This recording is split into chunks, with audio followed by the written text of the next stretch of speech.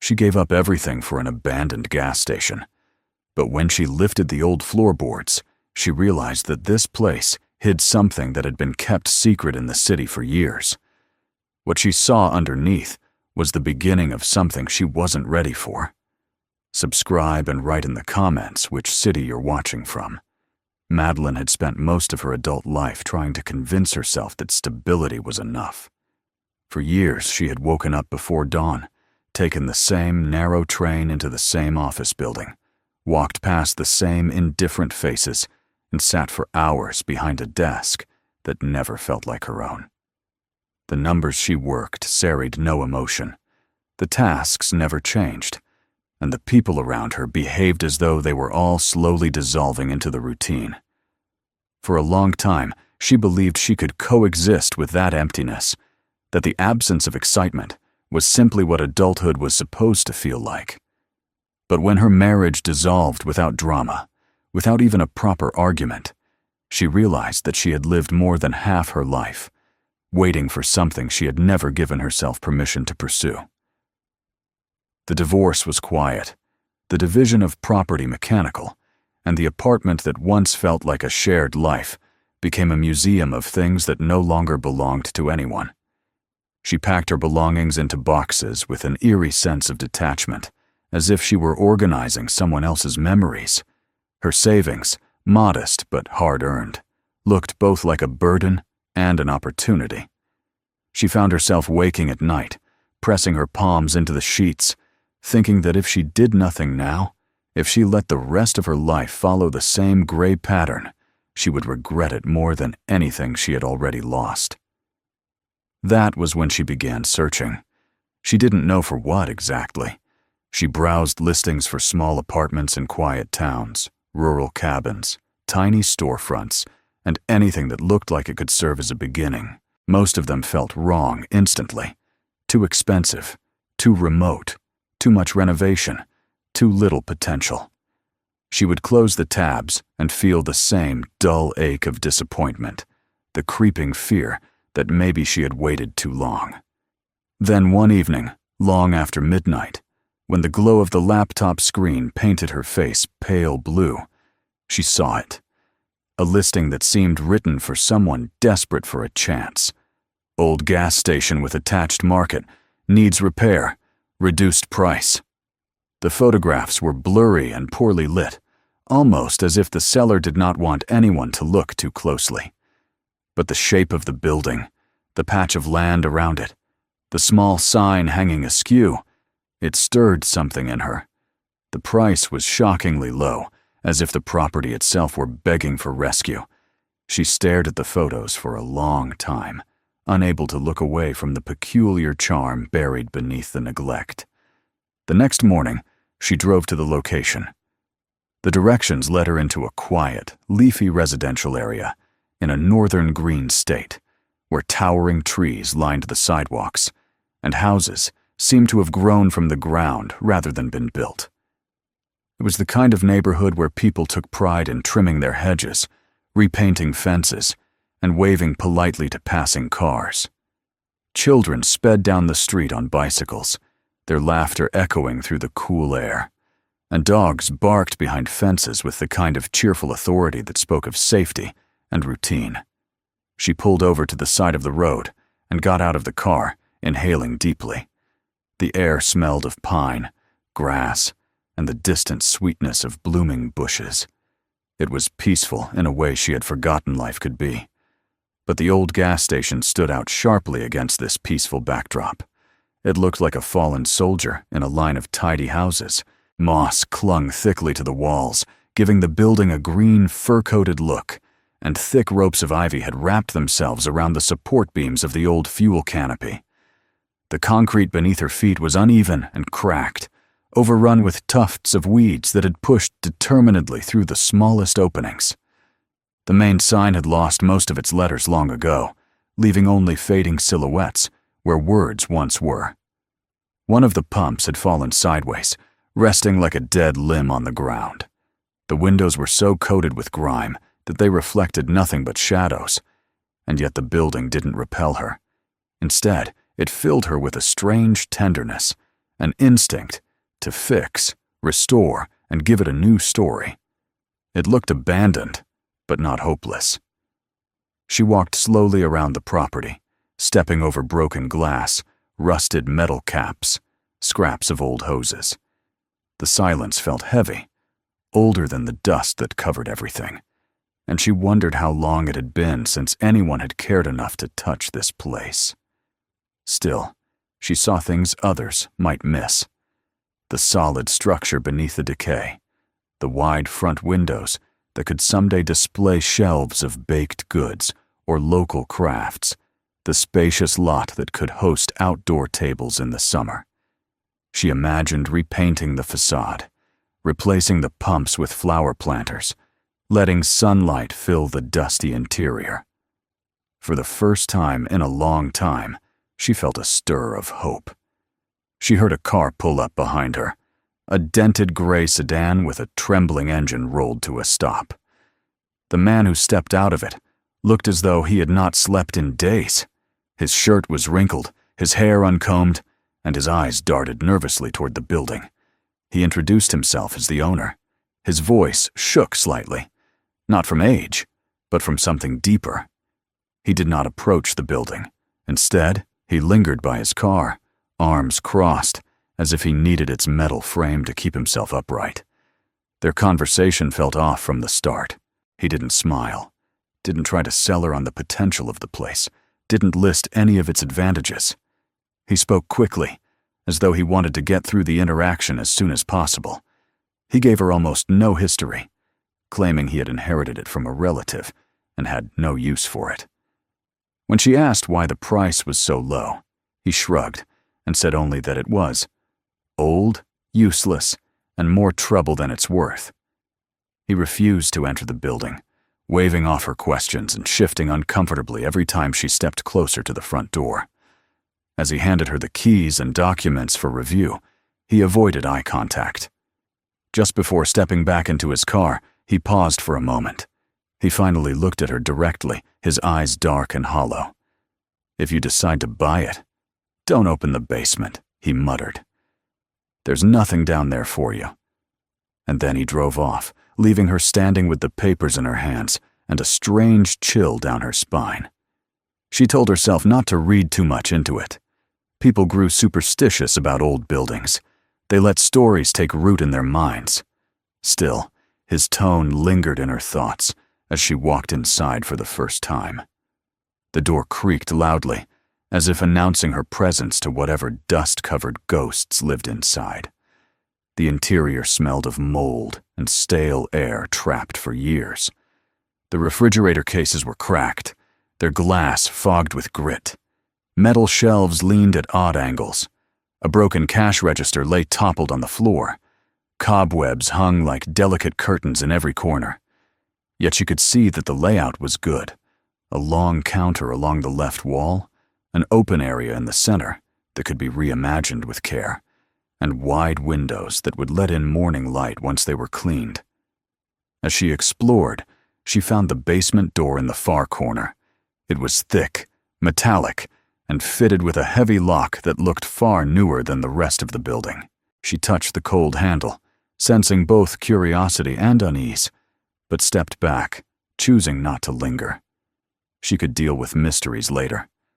For now, the dream of transforming the space was enough. She spent nearly an hour wandering through each inch of the market, cataloging repairs, imagining fresh paint, new shelves, buzzing energy instead of silence. She pictured herself behind the counter, greeting customers, serving coffee, cultivating a small community. When she finally stepped back outside, several neighbors were watching her.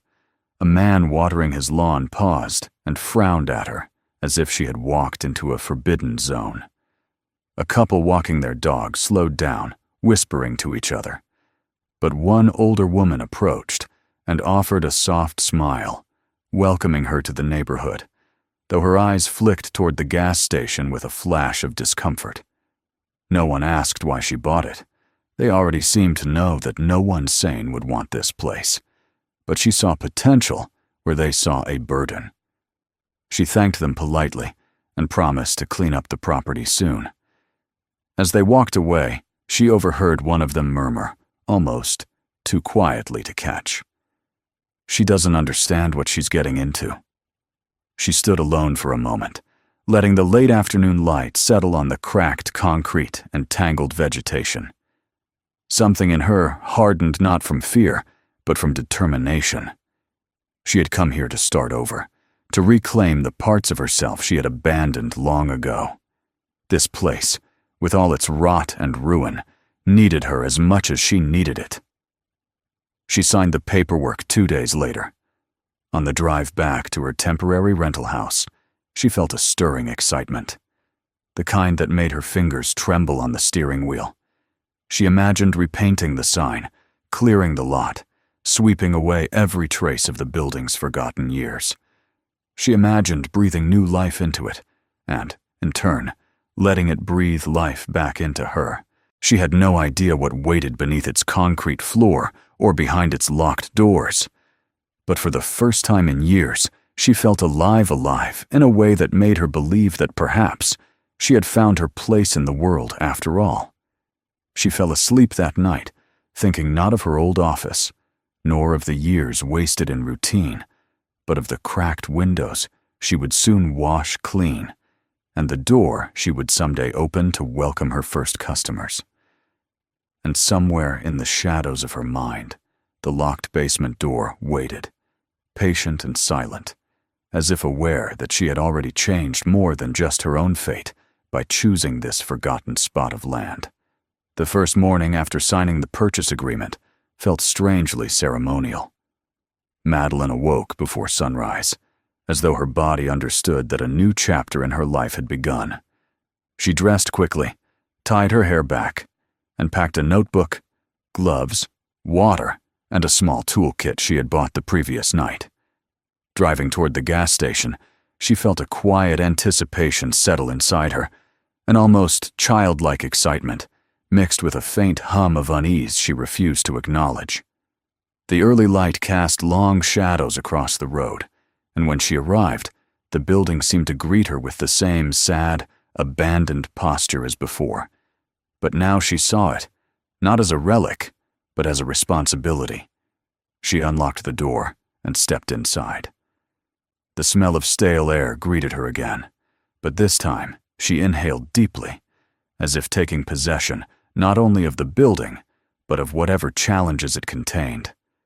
Her first task was simple: to make the place livable enough for contractors to work. She began moving boxes, sweeping debris, and clearing paths between toppled shelves. She opened all the windows she could, though most of them resisted, their frames swollen from moisture. She removed an old plywood board from one window, letting a flood of cold morning air wash through the room. Dust rose in glittering clouds, illuminated by the newly opened sunlight. By noon, the first team of workers arrived: 2 electricians, 1 plumber, and a general contractor, who introduced himself with a firm handshake and a reassuring smile. They entered the building with the practiced confidence of men who had seen every possible form of decay. But as they moved deeper inside, their faces shifted subtly. The electrician paused near an outlet, narrowing his eyes. The contractor frowned at the ceiling, tracking a line where panels didn't match. The plumber crouched near a drain cover in the floor, tapping the metal with a wrench. It didn't take long before the questions began. One of the electricians pulled her aside, speaking in a low voice that was not accusatory, but wary. "Did the previous owner do any strange renovations?" he asked. She shook her head. "Not that I know of. He barely talked about the building." The man nodded toward the wall. "Someone installed extra wiring in here. Not standard stuff. Industrial grade, but hidden under residential materials. And the ventilation system, it's oversized. Way bigger than anything a small market would need." He gave her a careful look. "You planning to run a bakery back here? Because this setup looks like it was built to extract fumes from something much stronger than cooking." She felt a chill, though she tried to hide it. "I have no idea why it would be like that," she said. "I'm just planning to renovate." The man nodded reluctantly and returned to his assessment, but something in his expression told her this wasn't the kind of oddity that made workers amused. It was the kind that made them uncomfortable. As the afternoon wore on, the unease spread quietly among the team. They worked professionally, but they stuck closer together than usual, always glancing toward the back corner where the basement door stood. One of the electricians mentioned offhand that the lock was unusually new, almost out of place, like a bright hinge on a rusted gate. The contractor suggested they might need to eventually inspect the basement before proceeding with major structural work. Madeline promised to find the key or get a locksmith, though she already knew there was no key. The padlock was thick and cold and unfamiliar, and she had avoided touching it since the first day. By evening, the workers were packing their tools, and Madeline noticed how quickly they moved. The cheerful confidence from the morning had faded into the same quiet wariness she had seen on the faces of neighbors. One of the electricians said they'd return in 2 days to begin rewiring, but his voice lacked its earlier steadiness. After they left, she locked the front door and stood alone in the dim space, listening to the silence that felt deeper than before, as though the building had swallowed the noise of the day and held it somewhere beneath the floor. She returned the next morning to find something she couldn't explain. The door was still locked. The windows were secure. Nothing seemed disturbed at first. But when she walked around to the side of the building, she noticed tire marks, fresh ones, cutting through the overgrown weeds. Someone had driven up close enough to the wall to flatten a patch of grass. She knelt and touched the soil. It was damp, soft, recently compressed. Her heart beat faster. She reminded herself that there could be countless reasons someone had pulled over turning around, stopping to make a call, anything. But she could not ignore how precisely the tracks stopped near the boarded-up side window. She dusted her hands and stood, forcing herself to continue with her plan. She had promised herself she would not let fear dictate her actions. The building needed her more than ever, and so she made a decision that felt like a small declaration of independence. She would open the basement today. She had avoided it long enough. Back inside, she studied the lock. It was solid, industrial, almost too sophisticated for an old gas station. She took her newly purchased bolt cutters, braced herself, and pressed with all her strength. The metal resisted, but after several attempts, the shackle snapped open with a sharp, metallic cry. The sound echoed through the empty market, unsettling in its finality. She removed the lock, hesitated for a moment, and pulled the heavy door open. Cold, stagnant air drifted up, carrying the scent of old machines and something chemical, something she could not immediately identify. The staircase was narrow and steep, the wood creaking at the slightest touch. She descended slowly, gripping the railing. When her feet reached the basement floor, she paused and looked around, letting her eyes adjust to the limited light. The basement was larger than she had imagined. The walls were reinforced with metal panels, each one reflecting the dim yellow glow of the exposed bulb overhead. The floor was concrete, stained in patches as though someone had spilled large amounts of something thick and difficult to wash away. She walked forward, her footsteps echoing in the cavernous space. There were tables, metal ones, with scratches and dents that suggested heavy use. There were shelves stacked with boxes, some sealed, some ripped open. A few contained residue of powders, each with an odor that made her stomach twist. She ran her hand across one of the tables and felt something grainy beneath her fingertips. She rubbed her fingers together and felt them grow slightly numb for a moment. She wiped her hand on her jeans, her breath unsteady. There were industrial fans mounted in the walls, connected to ducts that were far too elaborate for any legitimate purpose.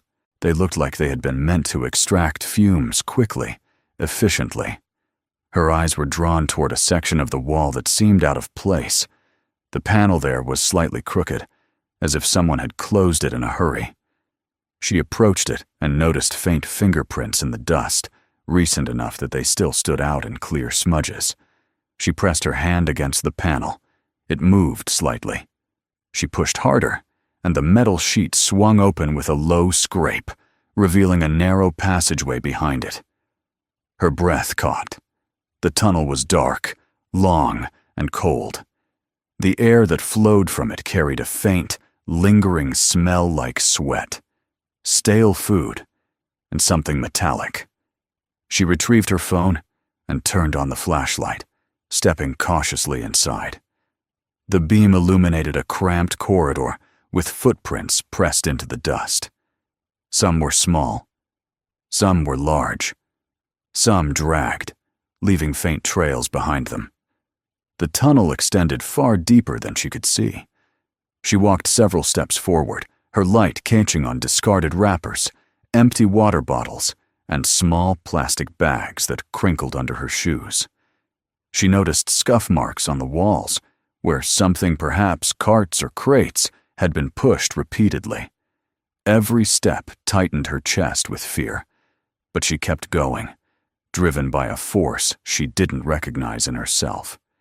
Near the end of the visible path, she saw another metallic panel, slightly ajar. When she pushed it open, her breath froze. Inside the hidden space were several small rooms, barely more than cages. Each had a thin, stained mattress on the floor. Chains were bolted to the walls. Plastic restraints lay discarded in corners. The air felt heavier here, as if it held the memory of despair. She stepped back, covering her mouth with her hand, unable to fully process the horror. On a table nearby lay stacks of passports, dozens of them, from different countries, many belonging to women. Some photos were of young girls. The names were unfamiliar, but the emptiness in their photographed eyes was universal. On another table were lists, rows of numbers, initials, dates.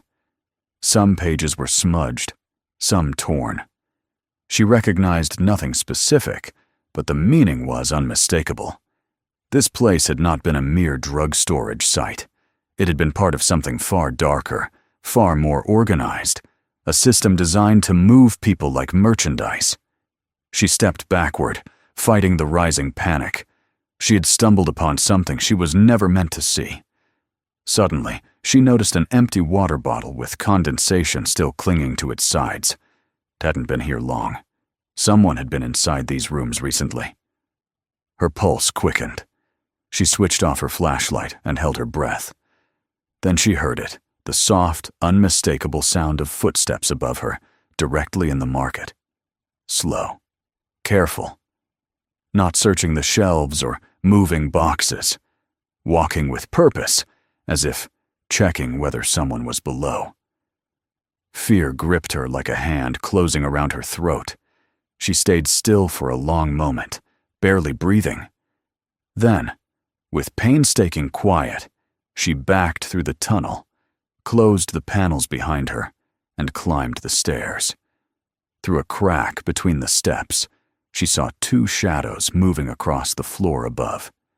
She waited until the footsteps receded, until the soft click of the front door signaled their exit. Only then did she dare to move. When she finally stepped out into the open air, the world felt different. The sky was dimming, the air cooling, but she felt neither. She felt only the weight of the basement, the echo of the footsteps, and the knowledge that whatever had been happening in that place was not a distant memory or an abandoned crime. It was current, alive, and the people responsible had just walked through her building. She locked the door behind her, though the gesture felt absurdly small in the face of what she had witnessed. As she drove away, her hands trembled on the steering wheel. She had wanted a new beginning, a simple life, a small business. Instead, she had opened a door into a hidden world that seemed to be watching her now, just as she had watched it. She did not look back at the gas station, but for the first time, she felt certain that something inside that building had begun to stir the moment she stepped inside, and it was only a matter of time before it reached out to her again. Madeline barely slept that night. Every time she closed her eyes, she saw the dim basement, the hidden tunnel, the narrow rooms lined with chains and stained mattresses, the abandoned passports piled like discarded identities. But more than anything, she heard the footsteps above her, the slow, deliberate sweep of someone inspecting the building, as if making sure it was still intact, still functioning, still theirs. She lay awake, staring at the ceiling of her rented room, listening for every sound outside, every passing car, every creak of the old pipes. Dawn finally broke, but the morning light did not soften her fear. Instead, it sharpened it, revealing the reality she could no longer run from. She had uncovered something monstrous, and the people behind it were not gone. They were close. They had already walked through her building. They might return. She drove to the gas station early, her stomach tight and her hands cold on the steering wheel. The streets were quiet, lined with the same tidy houses and well-kept lawns that had once given her comfort. Now the neighborhood felt like a stage, hiding a darker performance behind the scenes. When she parked, she sat for a moment, staring at the building. It looked the same as always, abandoned, sagging slightly, overgrown. But now she knew it was not simply an eyesore. It was an active node of something vast and hidden. She stepped out of the car cautiously, scanning the area for any sign of movement before unlocking the door. Nothing inside seemed disturbed, at least not in an obvious way. The shelves were still toppled, the dust still thick, the air still stale. But there were subtle signs, things only someone who had looked at the space closely would notice. A footprint near the counter that she knew wasn't hers. A small streak of dirt on the edge of the doorframe. A faint smell of cigarette smoke, though no one had smoked in the building in years. She stood still, barely breathing, and tried to understand what she was looking at. Whoever had been inside had not come to steal or vandalize. They had come to check, to inspect, to confirm something. She backed away and left the building, locking it firmly behind her. She wasn't ready to confront what she had seen alone. Not yet. She drove straight to the police station, her movements fueled by equal parts fear and anger. The station was quiet when she entered, with 2 officers behind the front desk, sipping coffee and scrolling through their phones. She approached, gripping her bag tightly. "I need to report something," she said, trying to keep her voice steady. "It's about the property I recently purchased, the gas station." Both officers lifted their eyes at once.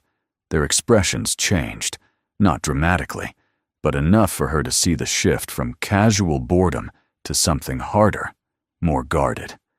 The taller officer set his coffee down slowly. "What kind of report?" he asked. She swallowed.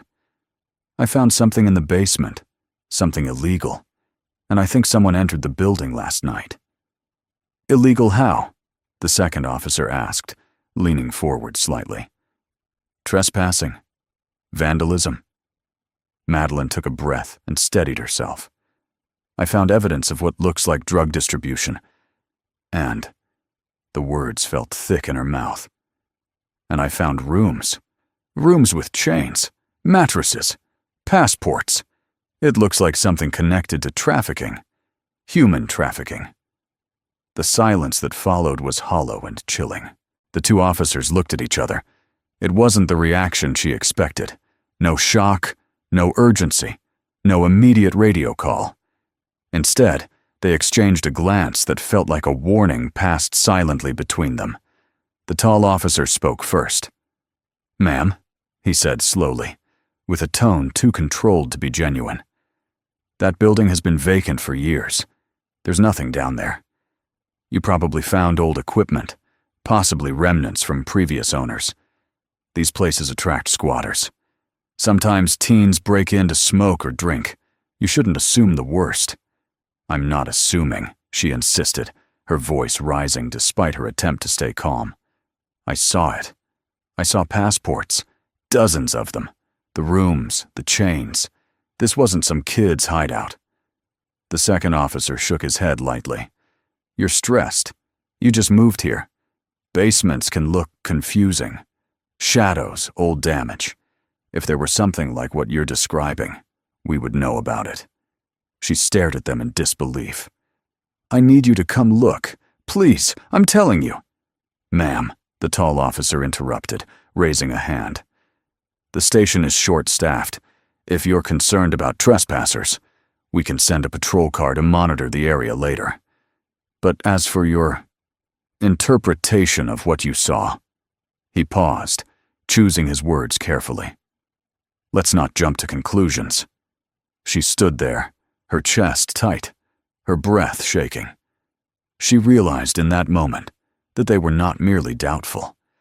They were dismissing her on purpose, whether out of laziness, incompetence, or something darker. She could not yet tell. But she knew one thing.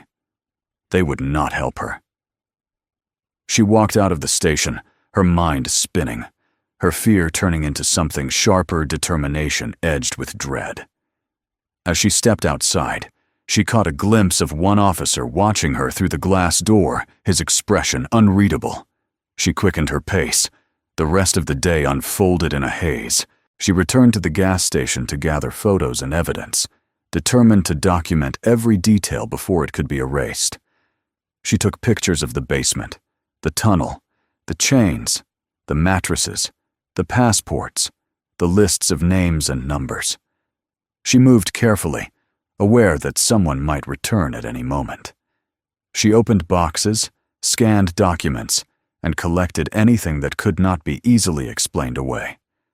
Her hands trembled as she worked, but she refused to stop. She knew she had uncovered something too big, too dangerous to ignore. As she carried a box of documents up the stairs, the air in the market shifted, a faint draft that didn't belong. She froze and listened closely. There was no sound, but the light from the window dimmed slightly. When she stepped forward, she saw it. A black SUV parked directly across the street. It wasn't moving. The windows were tinted too dark to see inside. The engine wasn't running. It simply sat there, angled toward her building like an eye that had suddenly opened. She ducked back inside instinctively, heart pounding. She waited several minutes, then peeked again. The SUV remained. She didn't know if they had seen her or if they were waiting. She didn't know whether they were watching the building or the neighborhood or specifically her. What she did know was that it wasn't an accident. Nothing that happened around this building was accidental. She closed the blinds and stayed hidden until the vehicle finally rolled away, its departure as silent and unsettling as its arrival. When she felt safe enough, she began texting contractors to cancel upcoming work, using excuses about budget problems and delays. She didn't want anyone else involved, not until she understood what she was facing. But the danger didn't recede. It shifted. That night, as she drove back to her rental, she noticed a car following her from several blocks behind. She changed lanes. It changed lanes. She slowed to let it pass. It slowed as well. Only when she took an unexpected right turn into a crowded grocery store parking lot did the car continue straight without hesitation. She sat in her car afterward, gripping the steering wheel, her breath shallow, her mind racing. Back at the house, she found something on her doorstep, a small cardboard box, unmarked. Her stomach twisted as she approached it. When she finally opened it, she staggered back. Inside was a dead bird, its wings stiff, its neck broken cleanly. It lay on a bed of shredded paper, positioned carefully, deliberately. A message written without words. The next morning, she found new scratches down the side of her car. Long, deliberate marks, carved by something sharp. The rental office called her to say that someone had attempted to access her mailbox after hours. Her phone rang repeatedly with calls from unknown numbers, each one silent on the other end. She blocked them, but more appeared. She realized an uncomfortable truth. Whoever had built the monstrous system beneath her gas station had noticed her. and they were now testing her, probing her, seeing what she would do next. She couldn't tell anyone. She couldn't rely on the police. She couldn't leave the state. It was already too late. The moment she opened that basement door, she had crossed a threshold that could not be undone. She returned to the station again, this time not to appeal to the police, but to gather more evidence. As she walked inside, she felt something shift in the air, an intuition that she was no longer alone in the building. She kept moving anyway, pushing herself deeper into the space, determined not to let fear crush her. But when she reached the back room, she heard a noise, faint but clear. The creak of the basement door, the soft tap of shoes on old steps, the unmistakable sound of someone entering the dark below. Her breath froze in her lungs. She turned off her phone flashlight and moved silently behind a shelf, pressing herself into the shadows. The basement door opened fully, and she saw a beam of light flicker across the dusty market floor. Two figures stepped inside, men in dark clothes, their movements confident, businesslike. One of them knelt near the basement entrance, inspecting the lock she'd broken. The other walked toward the center of the room, surveying the shelves, the walls, the floor. "She's been down there," one of them murmured. "Then she knows," the other replied. Madeline felt the words strike her like physical blows. She didn't dare breathe. She willed her heartbeat to quiet itself, to blend into the silence. She watched their shadows stretch across the floor like long fingers reaching for her. "We need to deal with this," one man said quietly, "before she starts telling people."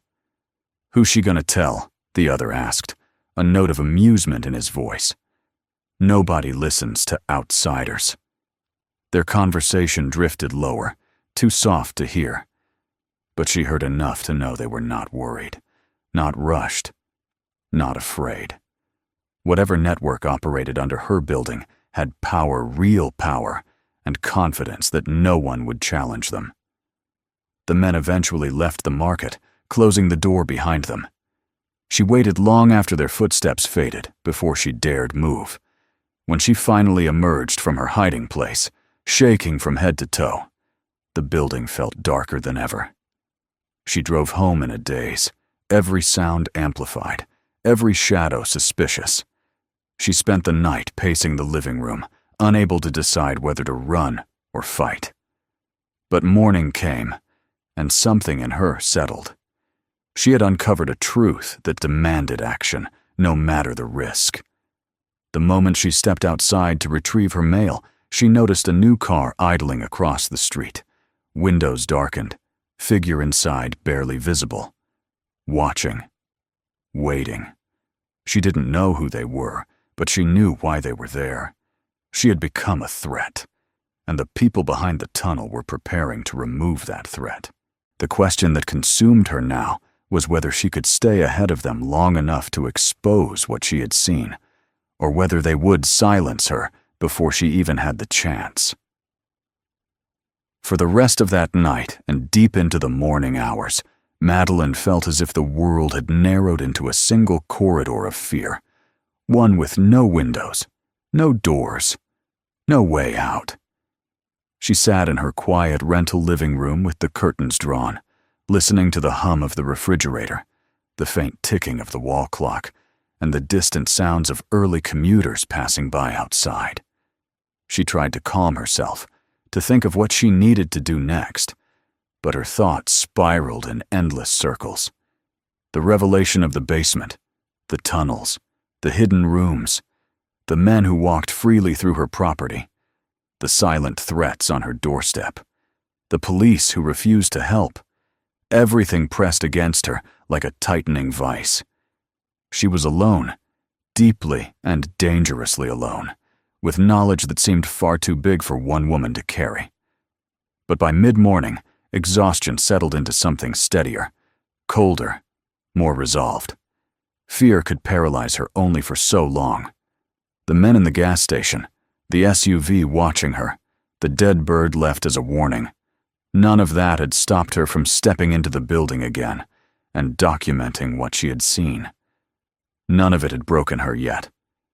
She understood now, with painful clarity, that no one was coming to save her. The police had shown their allegiance. The neighbors' silence was rooted in fear. The workers she had hired wouldn't dare return. If she wanted the truth exposed, if she wanted to survive whatever she had inadvertently stepped into, she had to find help elsewhere. Late that afternoon, while she was pacing the small kitchen, the doorbell rang. The sound struck her like a gunshot, freezing her in place. Her heart pounded against her ribs as she moved slowly toward the door, peering through the peephole. A man stood on her porch, older, with silver hair, wearing a brown jacket. He looked familiar, though she couldn't immediately place him. When he shifted slightly and glanced toward the street before turning back to the door, she recognized him. It was the man who lived across from the gas station, the one who had watched her quietly the day she bought the property, the one whose expression had been cautious rather than hostile. She cracked the door only a few inches. "Can I help you?" He didn't speak at first. He removed his hat and looked toward the sidewalk, as if checking for someone who might be listening. Then he leaned forward and spoke in a low voice that carried urgency and fatigue. "You're in trouble," he said, "and you already know that." Her breath caught. "What do you know?" "Not here," he said. "Let me in. Or at least let me talk to you without the whole street watching." She hesitated, weighing the risks. Trust felt like a luxury she could not afford. But something in his face, its weary sincerity, the lines etched deep by strain rather than malice, made her step aside. He entered quietly, closing the door behind him, and for several seconds, they stood facing each other in the narrow entryway, neither speaking. "You've been in the basement," he said, finally. She felt a shiver race up her spine. "How do you—" "Because people don't realize what they've bought until after they open that door," he said. "And once they do, the place starts watching them back." She stared at him, a mixture of dread and relief crashing over her. "What's happening there? What is that place?" He let out a slow, pained exhale, as though preparing himself to open a wound he had kept stitched shut for years. "My name is Daniel," he said. "I used to work in law enforcement. Federal, not local. A long time ago, my team investigated a trafficking network operating across several states. We traced part of the operation to this town, to that gas station. But before we could make arrests, the case was taken from us, transferred, buried. I was reassigned, then pushed out." He looked at her, his eyes shadowed with old guilt. "People who tried to expose it didn't last long in their jobs. Some didn't last long at all. So the police," he nodded. "Some are involved. Some are bought. Some just know to keep quiet, enough to make the whole department useless." She felt a wave of nausea. "Why didn't you tell me earlier?" His shoulders sagged. "Because I thought, maybe the place was finally dead. Maybe they'd stopped using it. It had been quiet for a while. But when you broke that lock," he shook his head, "they know it's open again, and they know you've seen too much." She walked to the kitchen table and sank into a chair. Her hands trembled against the surface. Daniel remained standing, watching her cautiously, giving her space to absorb his words. For a long moment, neither spoke. "I have evidence," she said eventually, lifting her eyes toward him. "Photos, documents, lists, passports." Daniel stepped closer, urgency sharpening his expression. "Then they will come for you. You need to get that evidence out of here, out of town, out of reach." "To who?" she asked bitterly. "The police won't help. The people in the SUVs won't stop." "To people who still care about the truth," he said. "To the ones who weren't compromised." "And where am I supposed to find them?" "I can get a message to them," he said. "There are still good people. They're just not here." They talked for nearly an hour, the conversation flowing between revelation and strategy. Daniel asked what she had seen, what she had touched, what she had moved. He explained the scale of the operation, how trafficking rings worked, how carefully they hid their logistics, how fiercely they protected their routes. He revealed that the gas station was not simply a storage site. It was an intersection point, a hub disguised in plain sight, nestled in the safety of a quaint residential neighborhood where no one would suspect such horrors could take place. The more she learned, the colder she felt. It wasn't just the basement. It wasn't just her property. It was the entire system surrounding it. The police who looked the other way, the trucks that passed through at night, the neighbors who had grown conditioned to silence. They think they own the silence, Daniel said. They think fear is enough to keep people from asking questions. And they're right, she whispered. Most of the time, he replied. But you didn't walk away. And now that you've seen it, you can't. She nodded, unable to deny it. What do we do? First, gather everything, Daniel said. Every document, every photo, every scrap of evidence. Back it up. Make copies. Hide them. Send them to people you trust outside this town. Then we meet with federal agents. Not here. Not in the station. Somewhere safe. Will they listen? They will, he said. Once they see what you have, they'll have no choice. For the first time since she opened the basement door, Madeline felt something resembling hope. Thin, fragile, but real. She stood, her resolve strengthening. Then we start now. They drove to the gas station under the cover of night, parking a block away and approaching on foot through the shadows. Every sound made them tense, the rustle of leaves, the hum of distant traffic, the crack of a twig underfoot. The gas station loomed ahead, its silhouette a dark blot against the faint glow of streetlights.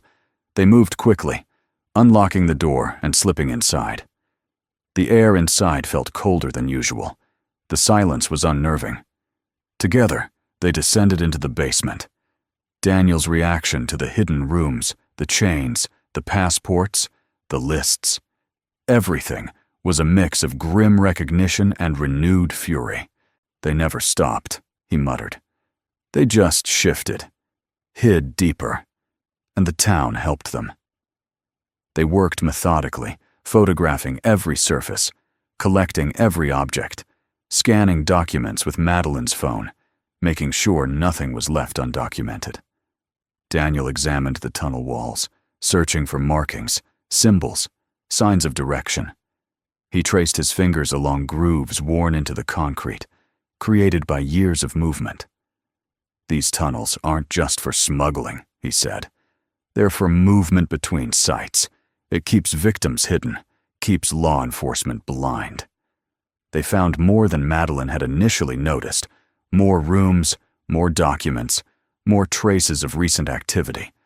Someone had been there within the last 48 hours. It made their work feel like a race against time.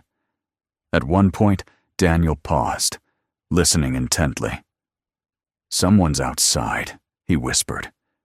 They froze, turning off their lights, pressing themselves against the cold wall. Footsteps moved across the market floor above, slow, deliberate, familiar. A voice murmured, too low to understand, but distinctly male. Another voice answered. Madeline's breath trembled. They were here. They were checking again. Daniel placed a hand on her arm, steadying her. They waited in absolute silence, darkness pressing in around them. After several agonizing minutes, the footsteps retreated. The door closed. Daniel exhaled slowly. "They're circling," he said. "We need to finish this tonight." And they did. By the time they emerged from the basement, Madeline had gathered enough evidence to expose not only the local operation, but the larger network behind it. They locked up and drove to a predetermined location, a small rest stop miles away, beyond the watchful eyes of anyone connected to the town. Daniel made a series of encrypted calls. Madeline waited, clutching the evidence-filled bag, her heart pounding. An hour later, 2 unmarked vehicles pulled up. Federal agents stepped out, real ones this time, not the compromised local police. Their demeanor was controlled, professional, alert. They listened as Daniel explained the situation. They examined the evidence, and slowly, the gravity of what Madeline had uncovered settled into their expressions. "This is enough," one agent said. "More than enough. We'll move immediately." What followed over the next days was nothing short of seismic. Raids swept through the town and beyond it. Warehouses, motels, storage units, private homes, all connected through the hidden network, were raided simultaneously. Arrests were made by the dozens. Some tried to flee.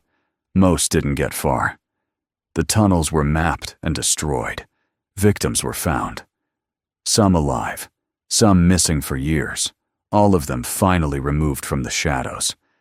The gas station became the epicenter of one of the largest trafficking busts in the region's history. News vans flocked to the town. Reporters demanded statements.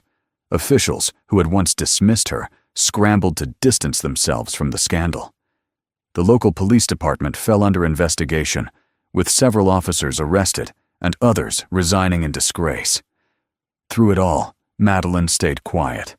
She watched the chaos from the sidelines, her life forever altered by what she had discovered beneath the cracked concrete and rusted pipes of a forgotten building. Daniel stayed close, helping her navigate the aftermath. When the dust finally settled, she returned to the gas station, not as a crime scene, but as her property once more. This time, the air inside felt lighter. The basement was sealed.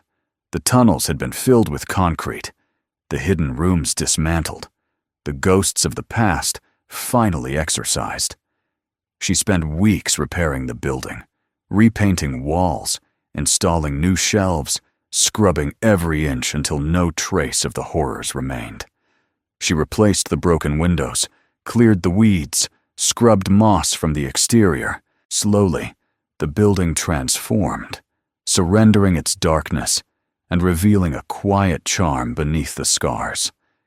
When she finally opened the doors to her small market and cafe, the neighborhood arrived cautiously at first, then with growing warmth. People thanked her. Others apologized for their silence. Some simply smiled, relieved that the shadow hanging over their homes had finally been lifted. One morning, weeks later, she stood behind the counter pouring coffee when Daniel entered, tipping his hat with a faint smile. She poured a second cup for him and stepped outside with him into the gentle morning light. "You saved a lot of people," he said quietly. "I just opened a door," she replied. He shook his head. "No, you chose to walk through it." She looked out over the quiet neighborhood, the sunlight reflecting off the fresh paint of her restored building. For the first time in years, she felt anchored, present, healing. The gas station had become more than a place to rebuild her life. It had become a symbol of courage, of defiance, of a truth brought into the open by someone who had refused to look away. And as she unlocked the door that morning, welcoming her first customers of the day, she finally felt at peace, knowing that the building no longer hid secrets beneath its floor. It now held light, warmth, and the quiet strength of a woman who had dared to fight what lurked in the shadows and had won. Subscribe to the channel, watch the next videos, and share this one with someone who needs to see it.